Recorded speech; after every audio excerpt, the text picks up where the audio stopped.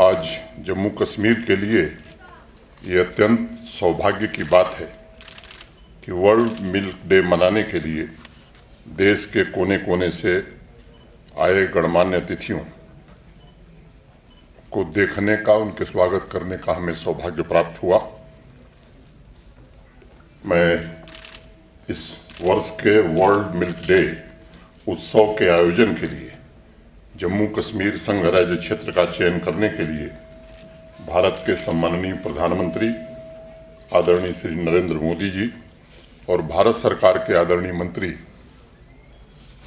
श्री रूपाला जी के प्रति हृदय से कृतज्ञता ज्ञापित करता हूं। अभी वालियान जी ने बताया, मैं माफ़ी चाहता हूं अगर किसी बाहर से आए हुए अतिथि को कोई असुविधा हुई है। मैं एग्रीकल्चर रिलायड डिपार्टमेंट के सभी अफसरों को ये उनसे अपेक्षा है मेरी कि जो भी बाहर से अतिथि आए हैं, कार्यक्रम के समापन के बाद भोजनावकाश के पश्चात ये आपकी जिम्मेदारी होगी कि आप ये सुनिश्चित करें कि किसी को किसी प्रकार की असुविधा न हो। जब हमारे मुख्य सचिव बोल रहे थे तो उन्होंने थोड़ा जिक्र किया। मित्रों, 25 मई को टूरिज्म वर्किंग ग्रुप की मीटिंग G20 देशों की खत्म हुई। जम्मू कश्मीर में G20 की बैठक का सफलतापूर्वक आयोजन होना ये देश के लिए तो प्रसन्नता की बात ही है। मुझे लगता है कि उन लोगों के लिए जो लगातार ये कोशिश करते रहे हैं कि जम्मू कश्मीर में कैसे परेशानी पैदा की जाए, उनको एक बड़ा सबक मिला है। और मैं ये बात कह सकता हूँ कि ये सच है कि जम्मू कश्मीर की आवाम ने इसमें बढ़ चढ़ करके हिस्सेदारी निभाई। और इसके पीछे जो मुख्य कारण है, 2019 के बाद आदरणीय प्रधानमंत्री जी के नेतृत्व में जिस तरह से जम्मू कश्मीर में एक बदल प्रारंभ हुई, उसके विस्तार में मैं नहीं जाना चाहता हूं। विभिन्न क्षेत्रों में जो उपलब्धियां हासिल की हैं जम्मू कश्मीर ने, उसके कारण आवाम का विश्वास प्रशासन में और भारत के सम्माननीय प्रधानमंत्री जी में बढ़ा। मुझे याद है 2001 में यूनाइटेड नेशंस ने वर्ल्ड मिल्क डे बनाने की परंपरा शुरू की थी। उस समय मैं देश की संसद में था और भारत के पूर्व प्रधानमंत्री श्रद्धेय अटल बिहारी वाजपेयी जी ने सभी डेयरी फार्मर्स, श्रमिक बंधुओं, डेयरी मैनेजर्स और वैज्ञानिकों से अपील करते हुए एकता की भावना से ग्लोबल कंपटीशन में हिंदुस्तान को नई ऊंचाई पर ले जाने का आह्वान किया था। न सिर्फ फूड के महत्वपूर्ण एलिमेंट के रूप में या न्यूट्रिशन के रूप में, बल्कि दुनिया भर में 1 बिलियन से ज़्यादा लोगों की आजीविका के रूप में भी डेयरी सेक्टर ने अपनी महत्ता स्थापित की है। जब मैं 2001 से पिछले 22 सालों की डेयरी सेक्टर की यात्रा को देखता हूं तो एक बड़ा परिवर्तन स्पष्ट रूप से नजर आता है। आज भारतवर्ष में डेयरी सेक्टर न केवल ग्रामीण अर्थव्यवस्था को नई गति देने में, बल्कि देश भर के लाखों लोगों के लिए, करोड़ों लोगों के लिए आजीविका का एक महत्वपूर्ण स्रोत बन गया है। ऐसे अनेक किसान भाई हैं जिनके जीवन में डेयरी ने सिर्फ अतिरिक्त आय, एडिशनल इनकम की व्यवस्था नहीं की, बल्कि पूरे परिवार को भी रोजगार से जोड़ने में मदद की है। मुझे विश्वास है कि यह 2 दिवसीय सेमिनार डेयरी सेक्टर से संबंधित हमारी नॉलेज को समृद्ध करके कोलैबोरेशन के माध्यम से बेस्ट प्रैक्टिसेस तथा प्रौद्योगिकी के आदान प्रदान के लिए एक महत्वपूर्ण मंच के रूप में काम करेगा। साथियों, मैदानी इलाके में एक कहावत बड़ी प्रसिद्ध है। देश के विभिन्न हिस्सों से लोग आए, इसलिए मैं इसको उद्धृत करना चाहता हूँ। 3 पैत खेती 2 पैत गाय, यानी रोजाना खेत की 3 बार सेवा करना चाहिए और गाय की कम से कम 2 बार सेवा होनी चाहिए। खेत और गाय जो एक किसान परिवार का सहारा है, उसकी जितनी इंसान सेवा करता है उससे दुगनी सेवा खेत और गाय, इंसान और उनके परिवारों की करता है। ये कहावत शायद इसलिए भी प्रसिद्ध हुई क्योंकि हमारा वैदिक समाज मुख्यतया पशुपालन पर निर्भर था। समाज का जो संपन्न आदमी होता था, उस जमाने में उसे गोमत कहा जाता था। उससे ऊपर जो अनंत गायों का स्वामी होता था, उसे गौपति कहा जाता था। ये हमारी पुरानी वैदिक परंपरा में ये शब्द है। समाज की समृद्धि इस बात से नापी जाती थी कि कौन कितने गायों का मालिक है, स्वामी है। और अगर ऋग्वेद की मैं चर्चा करूं तो अनेक स्थानों पर यह जिक्र है कि समाज की समृद्धि और खुशहाली की नींव डेयरी और खेती पर ही टिकी हुई है। साथियों, इन ऐतिहासिक बिंदुओं पर नजर डालना इसलिए भी आवश्यक है, तब से लेकर आज तक सामाजिक आर्थिक व्यवस्था एवं राष्ट्र की आर्थिक गतिविधियों में इन दोनों सेक्टर्स का योगदान आज भी उतना ही प्रभावी है जितना प्राचीन काल में था। और कोरोना महामारी के दौरान तो मैं समझता हूं कि हमारे देश ने अनुभव किया और दुनिया ने अनुभव किया। बाकी सेक्टर्स की रफ्तार धीमी पड़ गई थी, लेकिन अगर भारत को किसी ने संभाला, यहाँ की आर्थिक व्यवस्था को संभाला, तो यही सेक्टर था। मैं समझता हूं कि दुनिया के अनेक ऐसे देश हैं जहां डेयरी सेक्टर न सिर्फ बेहतर रोजगार के अवसर उपलब्ध करा रहा है, बल्कि मिल्क प्रोसेसिंग इंडस्ट्री ने अन्य पारंपरिक इंडस्ट्रीज की तुलना में अपना बहुत ही महत्वपूर्ण योगदान दिया है।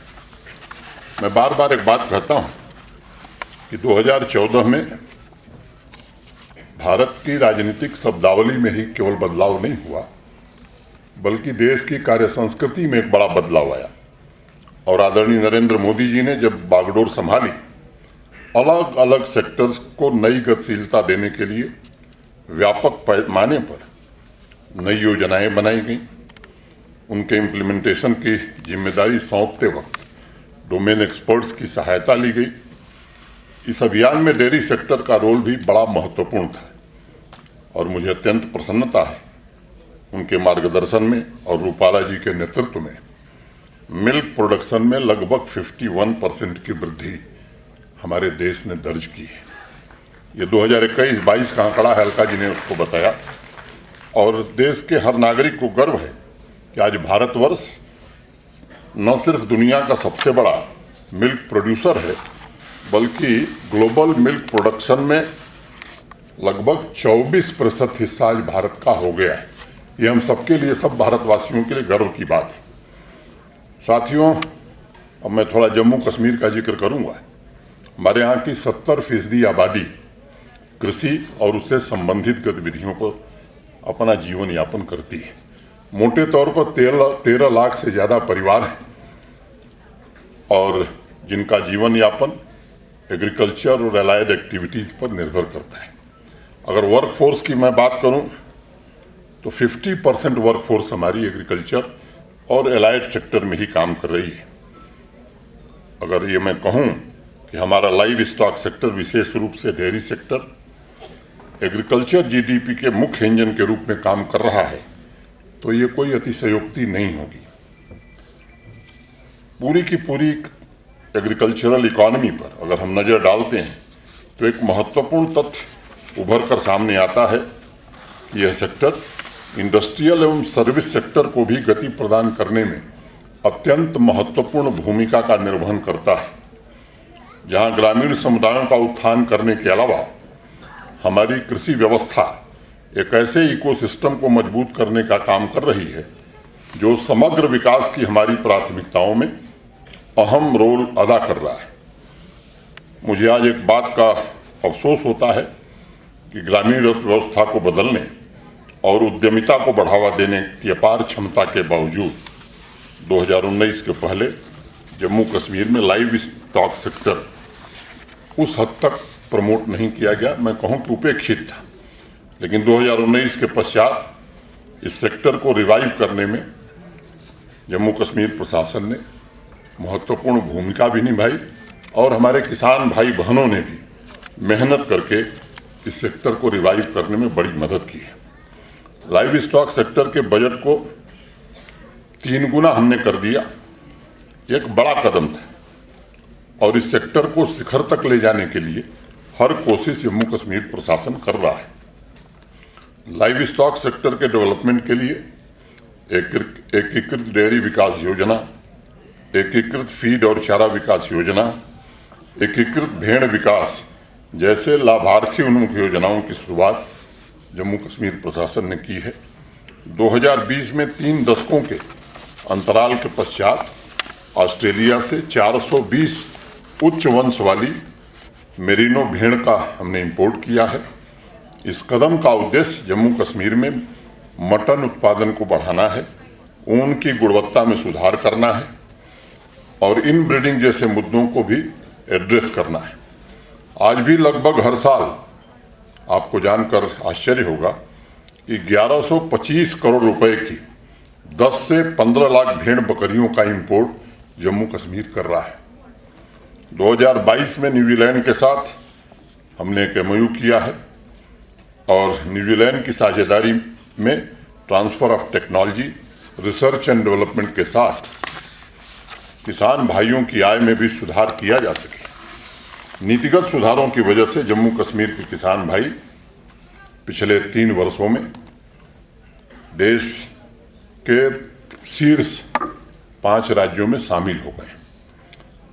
कुछ लक्ष्य लेकर के हम काम कर रहे हैं और इस लक्ष्य की प्राप्ति के लिए पिछले वर्ष देश के शीर्षस्थ कृषि वैज्ञानिकों की अध्यक्षता में एक अपेक्स कमेटी का गठन किया गया था, जिसमें देश के जाने माने कृषि वैज्ञानिक, हमारे दोनों कृषि विश्वविद्यालयों के कुलपति, हमारे एग्रीकल्चर और एलाइड डिपार्टमेंट के सभी अधिकारी, प्रोग्रेसिव फार्मर्स और किसान बोर्ड के हमारे सदस्य इसमें शामिल हुए और काफ़ी मेहनत करके उन्होंने एक holistic agricultural development plan Jammu Kashmir के लिए तैयार किया। जब प्रेजेंटेशन हम लोगों के सामने हुआ तो जो समिति के अध्यक्ष थे, कभी वो बिहार योजना आयोग के उपाध्यक्ष हुआ करते थे। आप में से कुछ मित्रों को मालूम होगा कि एक समय था जब बिहार की एग्रीकल्चरल ग्रोथ लगभग 11-12% 3 साल तक रही। उस समय जो उन्होंने इंटरवेंशन प्रपोज किए थे बिहार में, वहाँ के मुख्यमंत्री जी ने कहा कि साहब हम पैसा नहीं दे पाएंगे, केवल एक इंटरवेंशन के लिए उन्होंने धन दिया था। इस योजना में 29 प्रोजेक्ट या 29 इंटरवेंशन उस कमेटी ने प्रपोज किया है।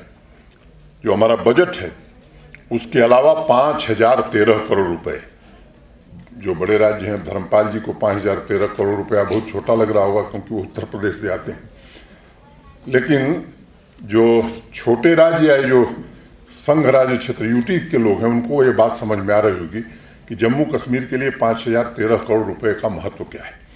मैं खुद भी चिंतित था कि ये पैसे कहाँ से आएंगे। मेहता जी और हम चर्चा किए तो तय किया गया कि बाकी सेक्टर्स में कटौती करनी पड़ेगी तो करेंगे, लेकिन 5013 करोड़ रुपया तो जरूर देंगे। और मैं आभारी हूँ आदरणीय प्रधानमंत्री जी का और रूपाला जी का विशेष रूप से आभारी हूँ, क्योंकि बिना CSS के सहयोग के तो मैं समझता हूँ कि जम्मू कश्मीर आगे बढ़ ही नहीं सकता। जो कुछ हमने मांगा था, मुझे बताते हुए अत्यंत प्रसन्नता है और अपनी ओर से जम्मू कश्मीर प्रशासन और जम्मू कश्मीर की आवाम की ओर से मैं रूपाला जी का विशेष रूप से आभार व्यक्त करता हूं कि जो मांगा था उससे ज्यादा रूपाला जी ने हमें दिया। अब इस योजना की जब स्वीकृति प्रदान की गई तो उसके बाद एग्रीकल्चर और एलाइड डिपार्टमेंट के अपने सभी अधिकारियों के प्रशिक्षण का कार्यक्रम हम लोगों ने चलाया और वो कार्यक्रम 3 महीने चला। मैं आपको एक छोटी घटना बताता हूँ। राजभवन में एक हमारे अंडर सेक्रेटरी एक ऑफिसर है, उसकी पत्नी एग्रीकल्चर डिपार्टमेंट में काम करती है। तो मुझसे तो बेचारा बात नहीं करता, अपने साथियों से उसने कहा कि एग्रीकल्चर वाले पता नहीं क्या करती हैं कि जब मैं घर पहुंचता हूं तो मेरी बीबी 29 प्रोजेक्ट की चर्चा करती है, बराबर भाषण देती है। मैं इसलिए इसका जिक्र किया कि हमारे एग्रीकल्चर और अलाइड सेक्टर के जितने भी हमारे अधिकारी हैं डिस्ट्रिक्ट लेवल के, आज वो किसी विषय पर कुछ भी बता सकते हैं, ये कोशिश हमने की है। उसके बाद अब किसान संपर्क अभियान, हर पंचायत में 3 दिन का प्रशिक्षण कार्यक्रम, विशेष कार्यक्रम हम चला रहे हैं। और जिस तरह से किसानों की भागीदारी हो रही है, मुझे पूरी तरह से उम्मीद है कि आने वाले दिनों में इसका प्रतिफल हमें दिखाई पड़ेगा। हम क्रिटिकल डेटा भी तैयार कर रहे हैं। 13 लाख में से 2,62,000 परिवार ऐसे हैं जो मार्जिनल फार्मर हैं। हमारी सबसे प्राथमिकता है कि इन मार्जिनल फार्मर्स को रेनफेड एरिया है, तो इन सब बातों को ध्यान में रख करके कोशिश की जा रही है। और मित्रों, मैं आज कहना चाहता हूं, मैंने आदरणीय प्रधानमंत्री जी को ये पूरी प्रोजेक्ट, पूरे दस्तावेज मैंने उन्हें दिखाया था। और मैं मानता हूं कि एक बहुत ट्रांसपेरेंट और व्यवहारिक पॉलिसी जम्मू कश्मीर ने बनाई है। मैं नाम नहीं लूंगा, कुछ राज्य अब हमारी पॉलिसी का नकल भी कर रहे हैं। जम्मू कश्मीर का प्रशासन पूरी तरह से प्रतिबद्ध है कि अगले 5 साल में इन प्रोजेक्ट को हम जमीन पर किसानों के सहयोग से सही मायने में उतारना चाहते हैं। और प्रोडक्टिविटी के साथ साथ एक्सपोर्ट बढ़े, एग्रीकल्चर और एलाइड सेक्टर सस्टेनेबल भी हो, और उसे कैसे कॉमर्शियल स्वरूप प्रदान किया जाए, इसके लिए हम काम कर रहे हैं। 3 लाख कमजोर और छोटे सीमांत किसान परिवारों को आर्थिक सुरक्षा प्रदान करने, उनके जीवन स्तर में आमूलचूल परिवर्तन लाने का प्रयास कर रहे हैं। इन प्रोजेक्ट्स के माध्यम से लगभग 3 लाख लोगों को हम रोजगार देंगे। 19,000 से ज़्यादा नए एग्री एंटरप्रेन्योर बनाएंगे। 2.5 लाख से अधिक किसान भाई और युवाओं को अब स्किल डेवलपमेंट, केवल ट्रेनिंग नहीं कराएंगे बल्कि उन्हें सर्टिफिकेट भी देंगे, ताकि हमारा पूरा इकोसिस्टम मजबूत हो सके। और बड़ा कंजर्वेटिव अनुमान के साथ मैं कह रहा हूं कि निश्चित रूप से हमारी जो ग्रोथ होगी 5 साल बाद, वो 11 से 12% जरूर होगी, उससे नीचे नहीं होगी, ज़्यादा होगी। और जीडीपी में लगभग 65,700 करोड़ रुपए की वृद्धि हम कर पाएंगे। अब मैं होलिस्टिक एग्रीकल्चर डेवलपमेंट प्रोग्राम में डेयरी का विशेष ध्यान हमने रखा है। जैसा अभी बताया गया आपको कि आज हमारा प्रोडक्शन जो है लगभग 26 लाख मीट्रिक टन के आसपास है। जब मैं आया था तो मिल्क डेफिसिट एरिया थी, अब हमारे पास दूध की कमी नहीं है। और मैं आश्वस्त हूँ कि इस प्रोजेक्ट के बाद हमारे पास काफ़ी सरप्लस मिल्क होगा।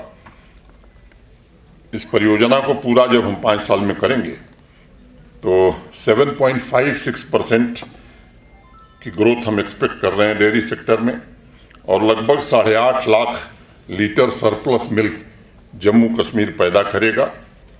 हम चुनौतियों को भी जानते हैं और फॉडर की कमी हमारे पास है, उसका भी इस परियोजना में हमने ध्यान रखा है। फार्मिंग एक्सपेंसेस डिमांड्स करती हैं हमारी इमीडिएट अटेंशन, और फॉडर में भी हम 80% आत्मनिर्भर हो जाएंगे। इस चैलेंज को हमने स्वीकार किया है। जो रणनीति हमने बनाई है वो वैज्ञानिक है।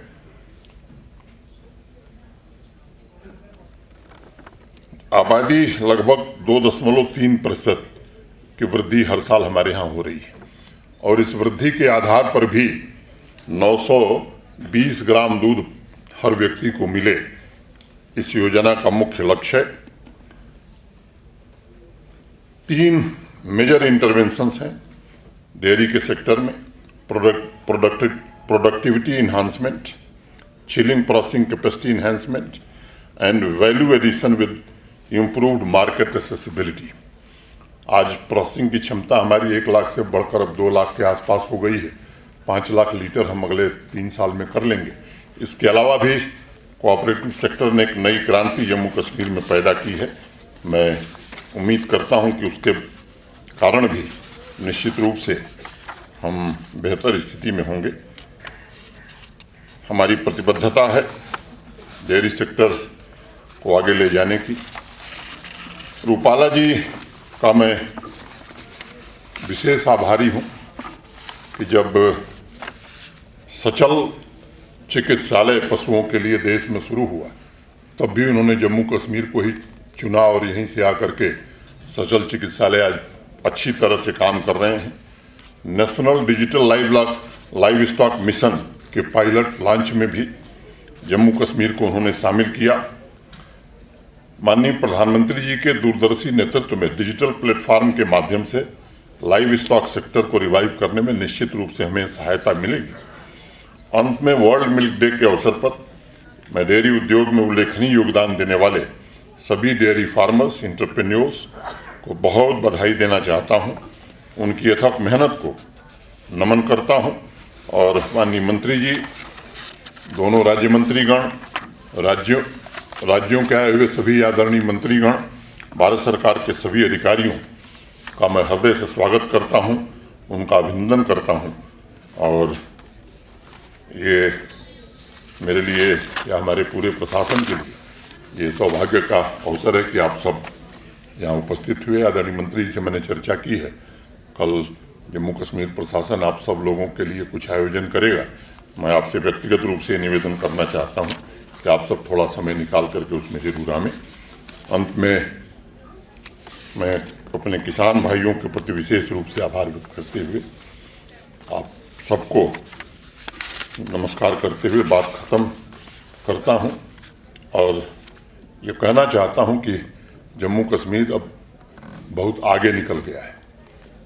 वो जगहें जिन्हें दूसरे कारणों से देश जानता था, वो शोपियां हो, पुलवामा हो, वहाँ तिरंगा यात्रा में 10,000 नौजवान भारत का तिरंगा लेकर भारत माता की जय के नारे लगा रहे हैं। ये बदलाव जम्मू कश्मीर ने पिछले 3 सालों में देखा है। मैं समझता हूँ कि जो लक्ष्य माननीय प्रधानमंत्री जी ने तय किया है जम्मू कश्मीर के लिए, हम सब उसके लिए संकल्पित हैं और निश्चित रूप से केवल जम्मू कश्मीर भारत के साथ एकीकृत नहीं होगा, बल्कि विकसित भारत में भी जम्मू कश्मीर का अपना महत्वपूर्ण योगदान होगा। उस दृष्टि से हम सब काम कर रहे हैं। बहुत बहुत धन्यवाद। जय हिंद।